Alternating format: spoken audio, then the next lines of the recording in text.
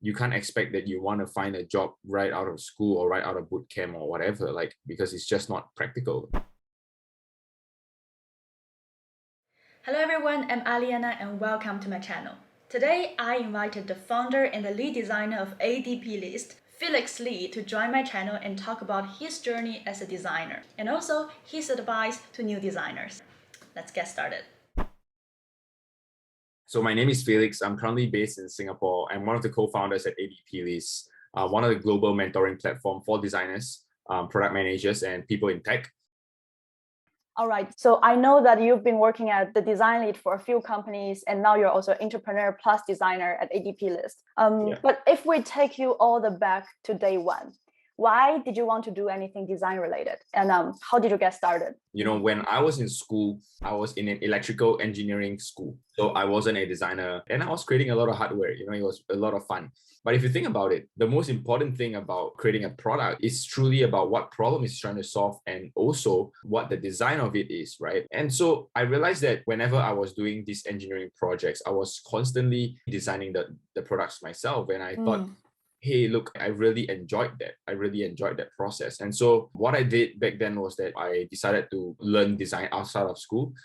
So I decided to search up on some online courses myself. And I said, oh, is there any courses that I can enroll myself into that I can learn design? Now, obviously, you know, like some of the courses are really expensive. And so what I had to do is to go to internet like YouTube or Coursera to learn for free. And it was one of the best decisions that I've made. That was when I decided to dive in a little bit deeper after my graduation. That was when I freelanced for a couple of startup companies. And that was when I actually found my love for design. Wow, I think we really have a lot of things in parallel because I also studied CS when I was in college. And then in all of those group projects, I just really love the part of me designing the website itself. So to people who don't have like a traditional or typical design background, would you say that you still recommend them to chase after the design dream? Or would you say like, you know, after graduation, you should keep going with your major? Yeah, I always think that, you know, like you can chase whatever dreams you want, regardless if it's design or however things you want. I think the most important thing is that you are willing to work hard and you're willing to believe that you can make it there. I totally agree with you on that point. Now, going back to what happened in your design career, did you run into any obstacles in the early days when you just want to start up as a designer? My take is this, right? There's a lot of challenges that I faced. Now, one of the challenges that I faced is that, you know, I didn't know what I was doing. What I was feeling was that, oh, because I'm a self-taught designer, everything I'm learning from the internet. Can I trust the things on the internet? And the way that I validate that is to go to someone sort of like a mentor. But back then, you know, I had to just cold email and message people, and then someone replied me. And when I caught up with that person, I shared with them my process and what I've done. And he said, this is actually really good. So I asked him like, oh, this is what you do in your company as well. He said, yeah, exactly. This is what I do in my company. And so once someone gave me that reassurance, that was the only thing I needed. Everything else besides that was just a matter of like putting in the hard work and be patient, right? If the obstacle is looking for a job, my point is that is not an obstacle. That is just just people not being patient enough. I see. Right? I think you can't expect that you want to find a job right out of school or right out of boot camp or whatever, like, because it's just not practical. Like whatever you do in school or in boot camps or whatever does not really matter unless you have a real life understanding of how things work. Yeah, I actually believe in hard work as well. I just want to follow up on that question. You said that a lot of online courses or maybe bootcamp courses, they don't really give you like real life projects. So do you have any advice to me or to any other people who want to work on more real life projects but don't know where to find them?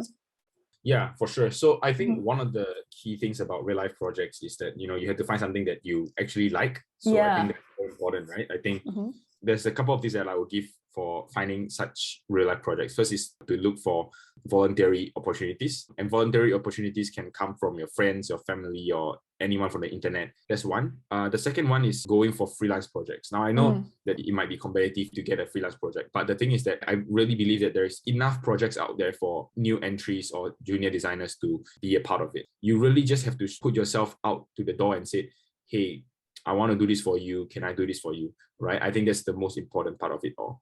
Personally, for me, that was how I started, right? My first few real life project was all like freelance projects. Wow. Right. And that was very important for me. The last thing that I would say is like, start your own thing, start your own project. For me, I was fortunate enough to start my first company at the age of 19. And then I sold that company when I was 21. And so I had a lot of experience in building a startup even before I was a designer. We need to understand why our real life project is so important. It's not really because of like the process, to be honest. Because if I were to care about the process, I would just look at your mock case studies. Real life projects are important is because I want to see the results of it, the impact of it, right? Like at the end of the day, what impact is this moving for the business? Did it grow the number of users? Did it increase the engagement? Did it increase the retention? What did it do? Otherwise, it's just going to be another case study. Right. I also have some experience working with startups. But from what I experienced is that most of things the designers design don't get implemented and doesn't make an impact. So for a case study, if I put in a lot of work to do the design, but at the end of the day, the startup failed, do I still have to showcase it, or how do I showcase it? At ADPList, most of the design gets implemented. But in cases where design just don't come to fruition, I think you have to ask yourself why. Is it a designer's issue? Is it a company issue? I think, look, if it's just a lack of resources or that the boss is not willing to try things out, then I think that's by no means the fault of the designer, right? But I think that the designer has to be able to communicate why this design is important to be implemented, right? And it's very dangerous if a designer lacks visibility of data.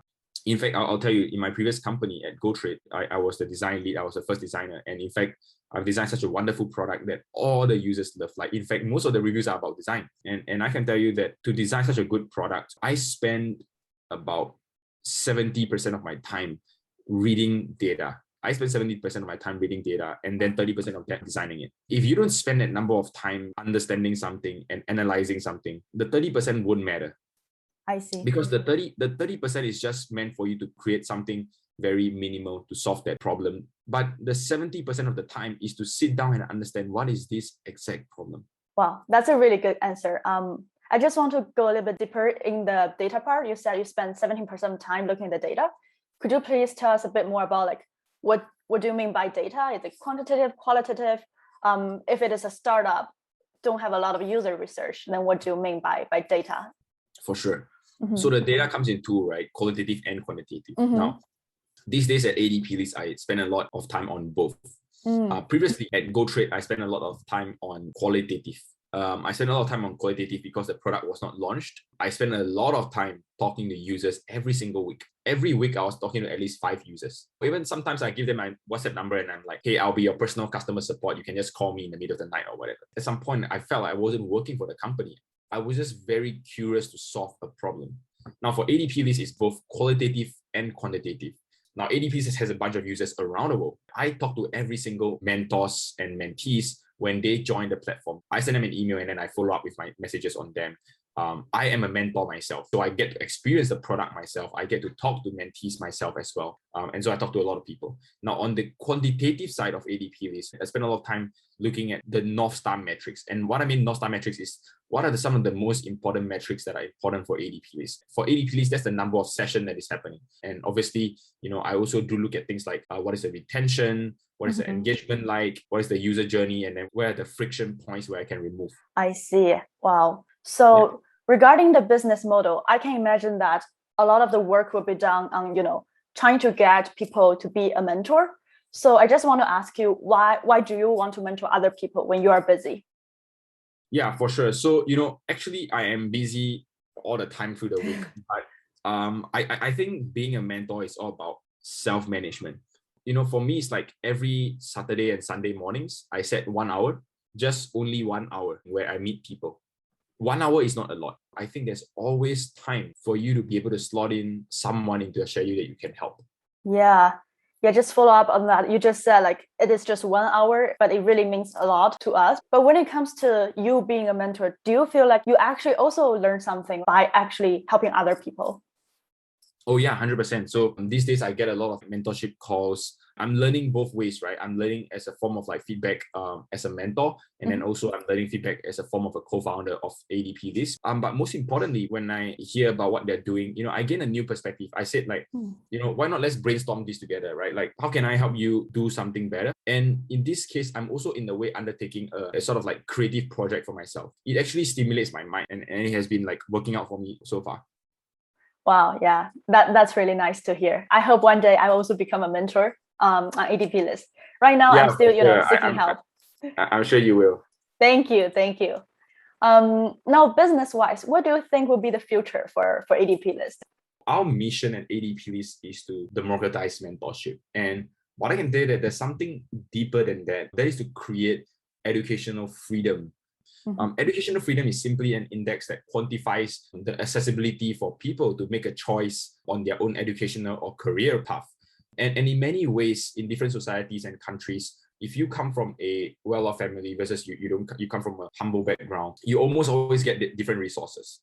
And today ADPList has like one-to-one sessions and group sessions, right? But in the future, what I imagine ADPList to be is to have many different ways where people can interact in a way that is meaningful. I think mentorship is still very early in this stage. Not a lot of people understands the value of mentorship yet, but I'm very positive that we are walking the right direction to pushing this forward. Yes, I just want to say the work you've done at ADPList, it is really meaningful and wonderful. I'm just so grateful that there's someone out there actually creating business for helping other people. So just want to say thank you for that. I know you are also an entrepreneur. So I just want to ask, do you think there are any design skills that are transferable to entrepreneur? Yeah, 100%. There's one single skill that I always say is to problem solve, right? I think problem solving skills is the number one most important aspect of being an entrepreneur because you are solving problems every single day. The other part I would say is more of like resourcefulness. You have to be able to try to get things even when you don't seem like you have the resource. I think that's very important. And I've hired people who are not resourceful, and it's painful because you have to let them go. Look, if you're not resourceful enough, you're going to constantly go to your manager and say, oh, I don't have this. How do I do this? I don't have this. How do I do that? As a manager, you almost feel like, is this person even knowing what they're doing? Why is this person even here? Right? Right. And I cannot emphasize that a lot more, especially in a startup environment. Right. Well, thank you so much for your answer. Thank you so much for your time. I just have one final question, which is, so I think you've already said it, but I just want to ask you again because, it's a YouTube video and sometimes people just jump to the end and see the end. So if this interview is 10 seconds long, what would you say to the audience? What is your life motto? And just what would you say if it's just in one sentence? Work hard, be patient.